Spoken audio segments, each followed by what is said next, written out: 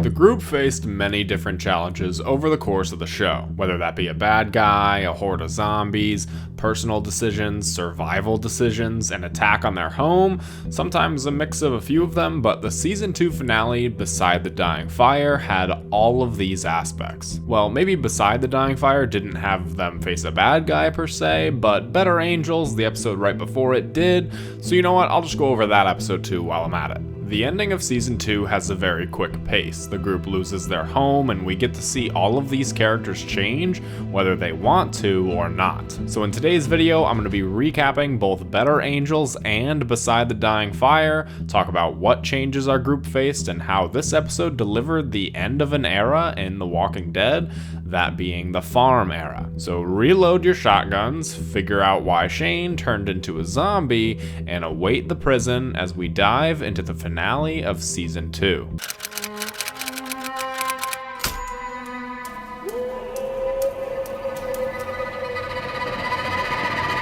So starting off with Better Angels, we have the group mourning the loss of Dale. Rick talks about how Dale's last thoughts were about the group and how they were losing their humanity, and they have to prove him wrong, doing things Dale's way from now on so that way they don't become too far gone. Herschel tells everybody to move into the house because it's not safe for everybody outside anymore. Rick starts assigning everyone some jobs on the move before he starts talking about the prisoner they have, Randall. Rick says that he and Daryl will be taking Randall away in order to cut him loose. Shane has an issue with this plan, getting a bit jealous that Rick is choosing Daryl over him. But the last time these two went out and tried to cut Randall loose, things didn't exactly go as planned. Carl talks to Shane, asking if he can tell him something that his parents won't find out about. Shane says sure, and Carl reveals that he has a gun, and that he saw the walker that killed Dale but didn't do anything about it. They continue moving into the house, Herschel saying that Lori can take his bed and he'll sleep on the couch, because this is their home now, and he won't have a pregnant woman sleeping on the floor. Lori then goes and talks to Shane,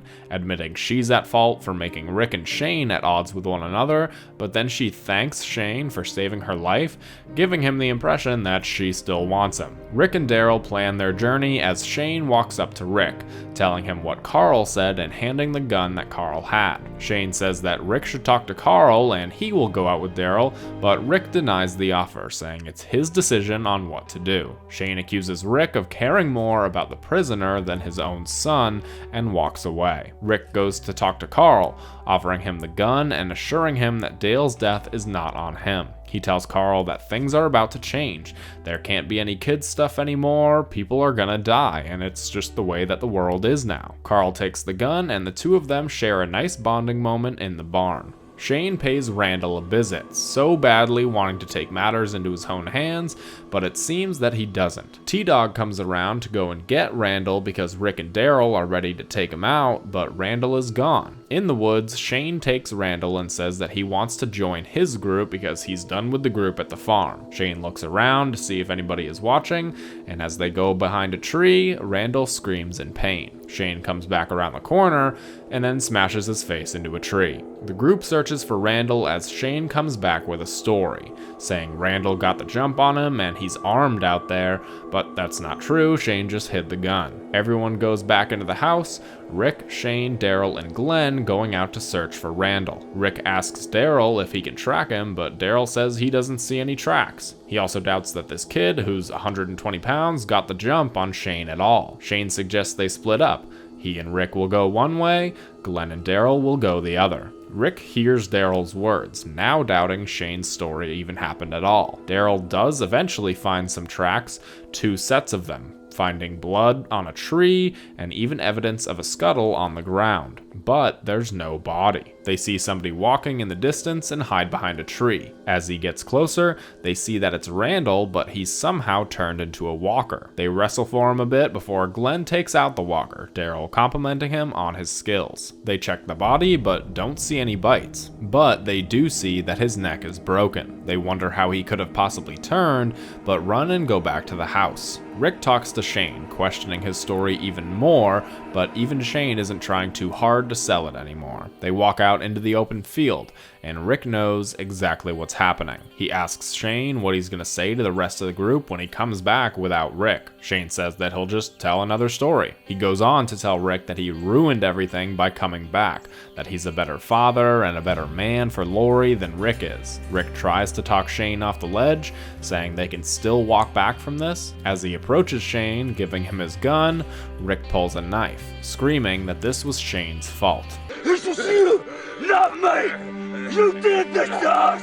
This was you, not me! Rick hovers over Shane's body as Carl calls out to him in shock. Rick approaches Carl, but he raises his gun. Behind him, a zombified Shane rises and walks towards an unsuspecting Rick. Carl shoots, and the walker Shane drops behind him. Rick stands in shock, approaching Shane as we see dozens of walkers approaching them in the distance. So where did all these walkers come from exactly? Well, they were actually from Atlanta, following a helicopter around and moving as a herd, coming across other groups of walkers to largen their ranks, and stumbling across the farm where the gunshots of the previous episode drew them in. Daryl and Glenn arrive back at the house, telling the others about Randall being a walker and how he and Shane must have been walking together. Rick and Carl walk back to the house, Carl asking questions about what happened, and Rick being hesitant to answer. Rick is thankfully saved by having to answer any questions by the horde of walkers. They run but are forced into the barn. They cover the barn in gasoline and set it ablaze with all of the walkers inside. The others go outside and get the guns, Herschel saying that this is his farm and he'll die here if he has to. Daryl says it's as good as a night as any, and they start their plan, driving around cars and taking out as many of them as they can. Beth's boyfriend drives the RV up to the barn so Rick and Carl can get down, but he's taken out before he can drive away. Rick and Carl run off, evading all of the walkers in the process. Lori, of course, can't find Carl and is worried, so the women that were hiding inside, yes, that's really what the show did, make a run for it, trying to get Herschel to come with them, but he's fine because he has a shotgun with infinite ammo. Andrea gets out of the car to help the others, but gets cornered on her own. Maggie and Glenn get surrounded in their car, forced to retreat from the farm. Herschel finally has to reload, a walker sneaking up behind him, but Rick takes it out. They get in their own vehicle and drive off, leaving Andrea behind. Daryl looks on as the barn gets burned when he hears Carol scream. He goes and picks her up, and the two of them leave the farm. Everyone is scattered, and the farm is completely overrun, the barn finally crumbling as everybody heads in separate directions. Maggie is hysterical, thinking that none of the others made it. Glenn calms her down, telling her that he loves her, something he should have told her a while ago because it's how he's felt for a long time. They plan on heading to the highway back to where they first left supplies for Sophia. Luckily, Rick had the same plan, but he, Carl, and Herschel are the first to arrive. Carl gets angry at his dad, saying that he wants to go back and look for Mom, but Rick insists that they don't split up. Herschel even says that he should take Carl away to safety, but Rick says there is no safety. A walker passes on the highway, and Rick realizes that Herschel is right. And right as Rick is about to suggest that they leave, everybody arrives. They all reunite and talk about who they've lost, talking about Andrea and how they can't go back to find anybody because it's too dangerous. Together, they all head out, away from the farm and away from Andrea, who's running through the woods away from all the walkers. She stops to reload and takes a breath before continuing on, even more walkers starting to follow her from all the gunshots. Rick's car runs out of gas, and they talk about their next steps. Everyone is afraid and unsure on where they can go for safety, but Rick says that nobody is splitting up since they found each other. They'll find a place and make it their home, but for now, they'll have to take shelter for the night. Daryl tells Rick about how Randall was turned when they found him with no bites, and Rick is forced to reveal a secret he's known for a very long time. He tells everybody that they're infected, that the disease is airborne, and everybody's infected no matter what. Everyone's kinda pissed at Rick for not telling them sooner, so he takes a moment to himself. Lori approaches Rick, and he tells her that he killed Shane. He tells her everything that really happened, that Shane pushed him time and time again, and he let Shane push him around. Lori is horrified by the conversation, backing away from Rick like he's some kind of monster who's in the wrong. Meanwhile, Andrea is still running on her last legs as a walker gets on top of her. Before it gets her, she's saved by some maniac with a samurai sword and 2 pet walkers. The group takes shelter for the night, everybody discussing their options and talking about how they might not trust Rick. Everybody but Daryl, who says that Rick has done alright by him. Carol pushes Rick's buttons, and he gives possibly the greatest Rick Grimes speech of all time. He tells the others what really happened out there with Shane. He tells them that they can leave if they want to, see if they can survive without him, but nobody leaves. He makes it clear that if they're staying, This isn't a democracy anymore. everyone's real quiet after his speech because he's right. Rick walks off, and as the camera rises, in the distance we see their future home, the prison. So there's a lot to unpack with these 2 episodes, but let's start with something that I had completely forgotten about in these 2 episodes, and that's the groundwork for Rick and Daryl's bromance. Rick chooses Daryl over Shane to go on the mission with, partly because of what happened the last time Rick and Shane left the farm, but also because Rick thanks Daryl in his own way for being the one who put an end to Dale. Daryl says that there's no reason that Rick should be the one that has to do all of the heavy lifting around here, and he doesn't see them fighting while getting this job done. In Beside the Dying Fire, Carol is unsure of Rick's leadership, but Daryl sticks up for him, saying that he's done right by him and Rick is an honorable man. While Daryl and Carol might not be like the closest at this point in the show, it still shows how great of a right-hand man Daryl was when he's going at odds with Carol on their opinions. Obviously, Rick and Daryl would go on to be one of,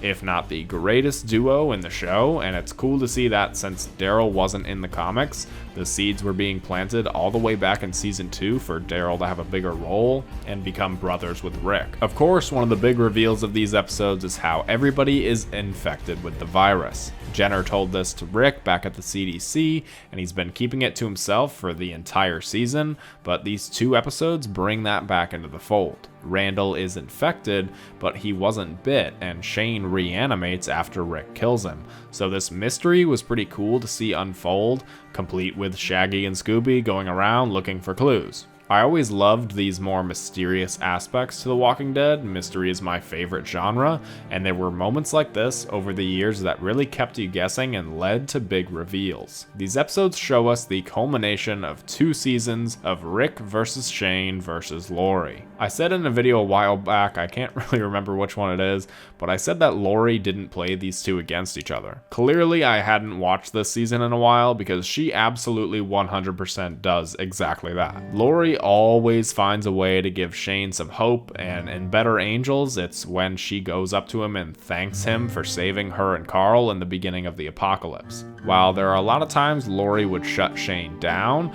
this time was quite literally lifting him up. You can see it on Shane's face. Jon Bernthal is amazing in this episode, and Shane takes this conversation to mean that Lori is looking back fondly on their time together and how he can keep them safe better than Rick can. While this might not be exactly what she said, when you have somebody as unstable as Shane, this is the way that he takes it, and it really sets up everything to come. After their fight in 18 Miles Out and Shane's actions in Pretty Much Dead Already, Rick is done trying to please both sides. He's done trying to be Shane's best friend and also conform to Herschel's rules on the farm.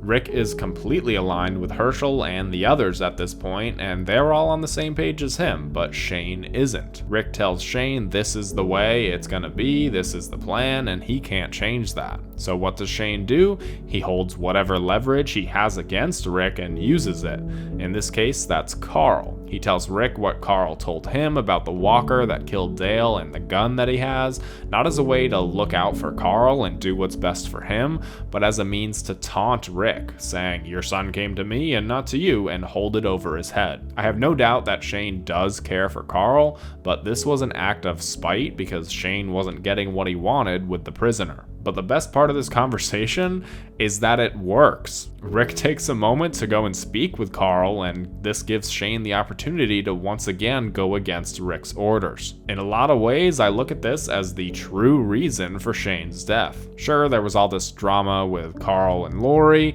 and that's obviously part of it, but this was the moment that Rick saw no matter what he said, no matter what he wanted the group to do, Shane was always going to go against his wishes and his orders. This was why Shane needed to be taken out. Rick was never going to become the leader that he needed to be if Shane was still around. When the moment finally comes, it's not something that Rick wants to do, but it's something that he needs to do. Now, like I said, Lori and Carl are obviously part of this equation, but I don't think that Rick is really thinking about them in the front of his mind. He sees Shane as this dangerous and unstable man, and it's better for him to be dead before he causes anybody else any harm. Shane says that he's a better father and a better man for Lori, and does this cause Rick's blood to boil a little bit? Sure, but he remains calm because he's thinking clearly about his next move. But I think he truly realizes it was a problem when he tells Lori what happened. She backs away from him like he's a monster for killing Shane, and he realizes that Shane did have a bigger grasp on his family than he initially thought. In a lot of ways, Rick killed Shane for the betterment of the group, but in other ways, he did it to protect his own family, even if he didn't realize it at the time. I don't know, that's kind of what I got from these episodes this time around. Maybe you disagree, let me know that in the comments below. So not only is this the origins of the Rick and Daryl bromance, but it's also the beginning of the Ricktatorship. Rick does kill Shane as a method of preserving the group, and I think this act allowed him to get this weight off of his shoulders that is the airborne virus. Everyone's kind of unsure about Rick after this, and he gives his speech about how they can leave if they want to, but if they don't, then he's the one in charge and he's the one who calls the shots from now on. He talks about how Shane questioned his decision time and time again, and look where that left them and where it left Shane. He won't be questioned by anybody, and as I've mentioned before, Rick's new right-hand man doesn't question him at all. This was really the start of a brand new Rick, one that would eventually become a ruthless killer, but also a genuine leader down the road. All of this stems from Rick's decision to kill Shane, so to call this a big episode is a bit of an understatement. But what this episode does very well is show us the brutality of the apocalypse. Not only does a horde of walkers come through and destroy their home,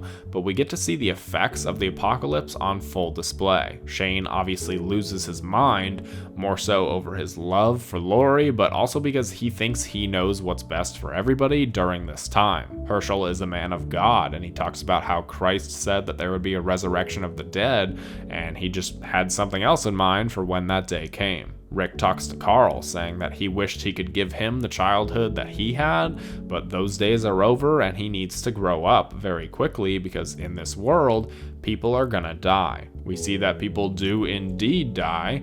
They lose their home, they're split up thinking that everybody else is dead or lost, and their nice cozy time at the farm wasn't really the apocalypse. Everyone around the fire is scared and doesn't really know what to do because they've had it easy for so long, and this just doubles down how important a leader really is. Rick is that leader that they all need, somebody to show them their way in the apocalypse when times are tough, and they don't really know what other option there is other than to stay with Rick. The apocalypse is a brutal and unforgiving world, and these two episodes show us that on full display. These episodes were the wake-up call that the group really needed. Rick needed to get rid of Shane in order to become a better leader, the others needed to hear about the virus being airborne, and they needed to lose their home in order to see how real the stakes actually are. This is the episode where the group lets go of their past lives. This is truly the moment where they all became survivors, and I hadn't really noticed that until this time around. So that's Better Angels and Beside the Dying Fire. These were, again, episodes that were a lot like a part 1 and part 2 of a finale, similar to my video on the season 5 finale. They do share a lot of the same themes and messages and really tell a complete final story for the farm. What are your thoughts on these episodes? Let me know down in the comments below and which episode you want me to cover next. If you enjoyed the video, make sure you leave a like and subscribe for more content like this. If you do, then I'll see you in the next one. Yeah.